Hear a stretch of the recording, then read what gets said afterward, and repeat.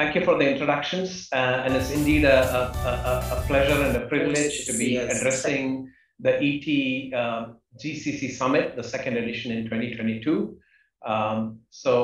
In the next few minutes, I just want to cover a little bit about where we are as a GCC community in India today and where we are going in the future. So as you all know, we've had a really exciting couple of years in the GCC community. 2021 has been a really good year for GCC ecosystem in India. We now have close to 1,500 GCCs in India, expected to reach almost 2,000 by 2025, going from $40 billion of US dollars of output in this year expected output to maybe almost 60 to 80 billion, depending on the scenarios by 25, 26. This is outlined in the Deloitte report that many of you would have read as that was published last year. There's still a lot of opportunities to grow, right? We are still at about 50% share of GCC output globally here in India. We are number one in engineering services, and about anywhere between 4 to 20% of the global headcount for these companies is actually located in our GCCs. So we are starting to play a very significant percentage of the global organizations that the GCCs represent, both in terms of the value we create and in terms of the talent base of these companies. And the future is indeed bright, right? There are multiple avenues that the GCC ecosystem can grow in India. We could be attracting many new companies to set up GCCs. Only about 25% of the global Forbes 2000 companies have a GCC presence in India. And so we have a tremendous opportunity with the remaining companies to start new GCCs in India, as well as there is the opportunity to expand the share of services, the types of services that are provided from India for the existing GCCs, especially in the areas of capability development, innovation, and also expand the share of the transactional services as well as we tap into more of the tier 2 type of cities. I think we can really grow the pie there in terms of the GCC ecosystem. So indeed, a very exciting period in the history of GCCs in India.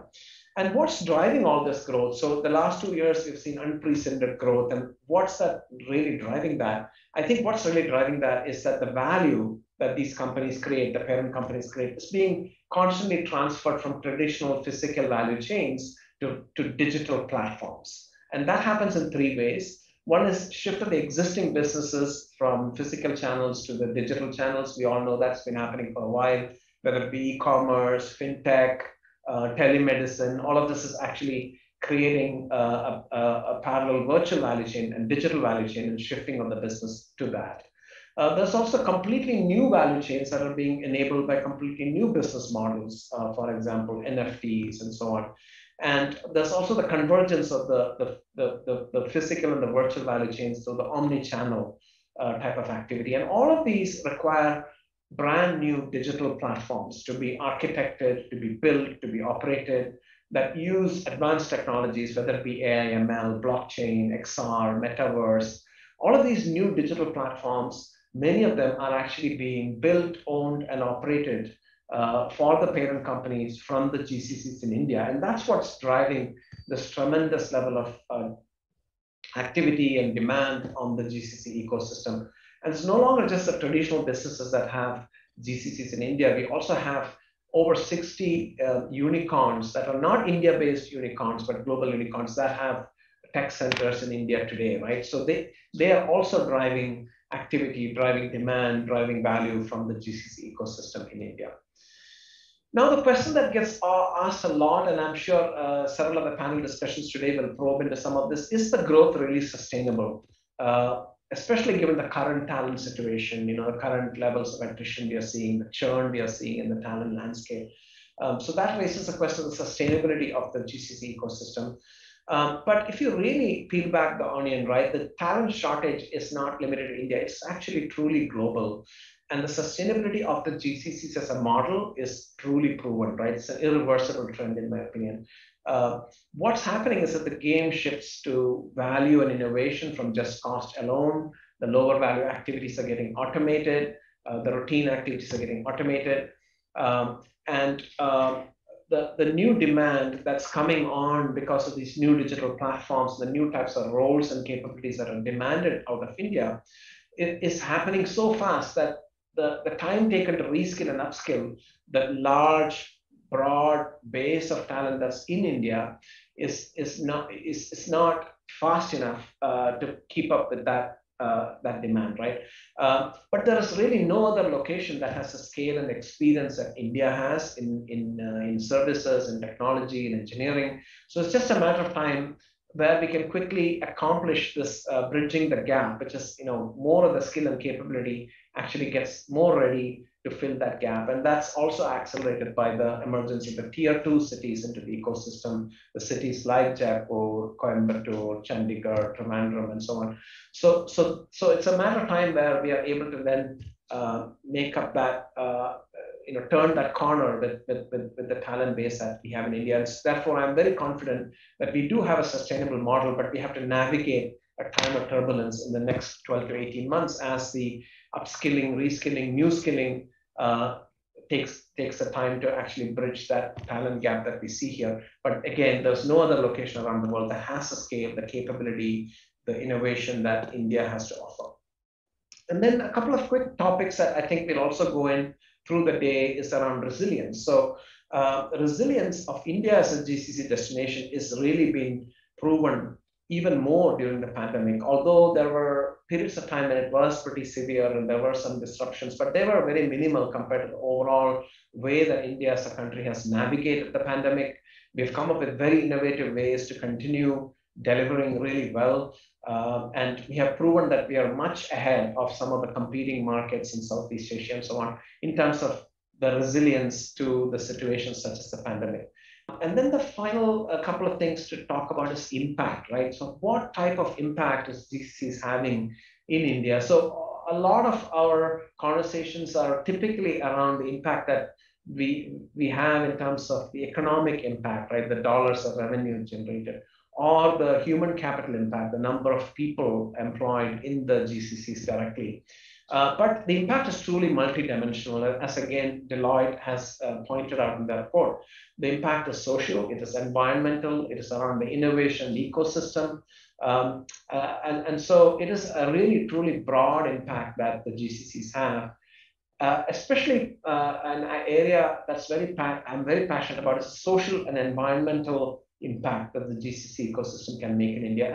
And I think the GCCs are very uniquely positioned in this area because most of the parent companies, if not all of them, have very strong global sustainability agendas that they implement globally, including the GCCs in India as participants in that agenda.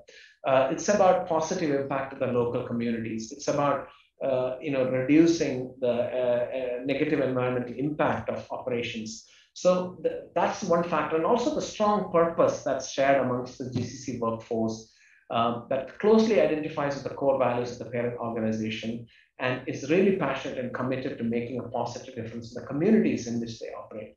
And also this type of strong social environmental impact that the GCCs have, the agenda that the GCCs have, creates a powerful magnet to actually improve engagement and actually drive more of the great people, the great talent we have towards working in the GCC. So it's a real win-win for all constituents. And so I think we should really look at that part of the impact much more in the days to come. And there's a number of examples in the Deloitte report that talk about how GCCs have created very, very significant positive impact on their local communities.